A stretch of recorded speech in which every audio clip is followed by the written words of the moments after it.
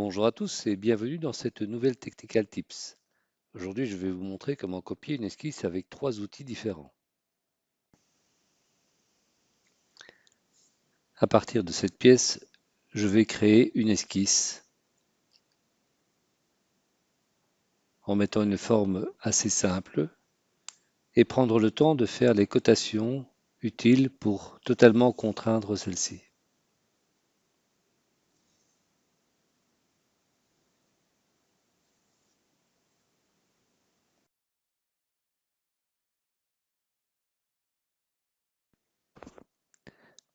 Pour copier cette esquisse, je la sélectionne et j'utilise le raccourci CTRL plus C. Ensuite, je clique sur la face ou le plan de destination, puis CTRL plus V. Remarquez que je peux déplacer déjà la forme géométrique, ce qui veut dire qu'elle n'est pas totalement contrainte. Faire varier la cotation de ma première esquisse ne modifie pas non plus l'esquisse copiée.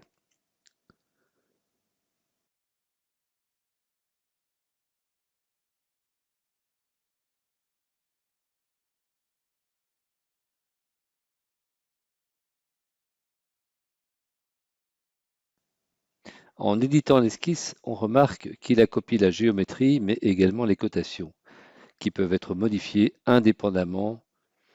Et pour totalement contraindre l'esquisse, il me suffit ici d'ajouter des cotes ou des relations de positionnement. Si vous voulez copier une esquisse dans une autre pièce, c'est tout à fait possible, à condition d'avoir accès aux deux pièces en même temps. À ce moment, la procédure est la suivante. Sélectionnez l'esquisse, puis CTRL plus C. Vous allez dans la seconde pièce, vous sélectionnez le plan ou la face de destination, puis CTRL plus V. Passons maintenant au deuxième outil avec l'esquisse dérivée.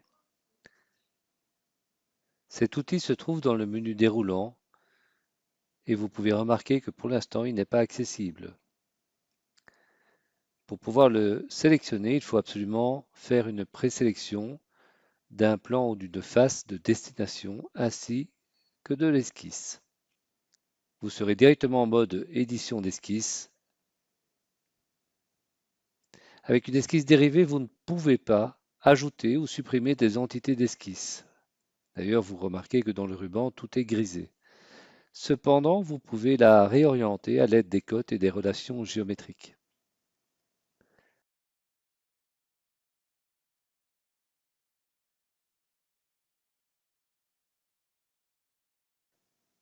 Lorsque vous faites un changement sur l'esquisse d'origine, l'esquisse dérivée est mise à jour automatiquement.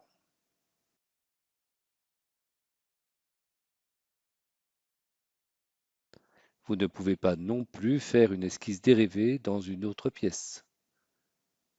Ici, je l'essaye pour vous. Par contre, vous pouvez le faire dans un assemblage en suivant cette procédure. Sélectionnez l'esquisse à partir de laquelle vous souhaitez dériver une nouvelle esquisse.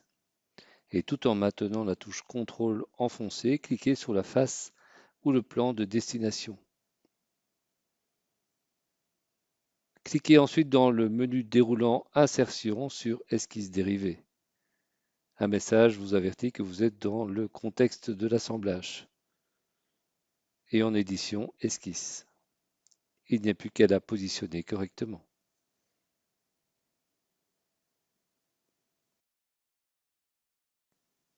À tout moment, vous pouvez également rompre le lien avec une esquisse dérivée. Il suffit de faire un clic droit sur l'esquisse et d'annuler la dérivation.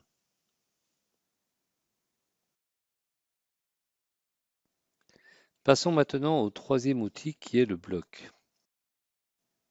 Si vous devez à tout moment avoir accès à une esquisse complexe sans pour autant avoir le document ouvert, cet outil sera la meilleure solution. Le bloc permet de figer une partie d'entités dans une esquisse afin de les manipuler comme une seule et même entité. Pour créer le bloc, je dois me trouver en esquisse et faire la sélection de mes entités. Ensuite, j'ai la possibilité de positionner le point d'insertion de mon bloc. Une fois qu'il est créé, je fais un clic droit sur le bloc et je l'enregistre pour qu'il soit accessible à tout moment. dans n'importe quel document.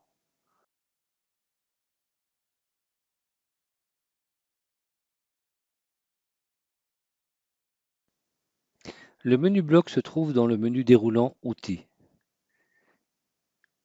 Utilisez Parcourir pour accéder à vos blocs enregistrés. Le plus logique serait d'avoir un répertoire dédié à cela et de l'ajouter dans vos emplacements de fichiers. Le point d'insertion du bloc est accroché à votre souris.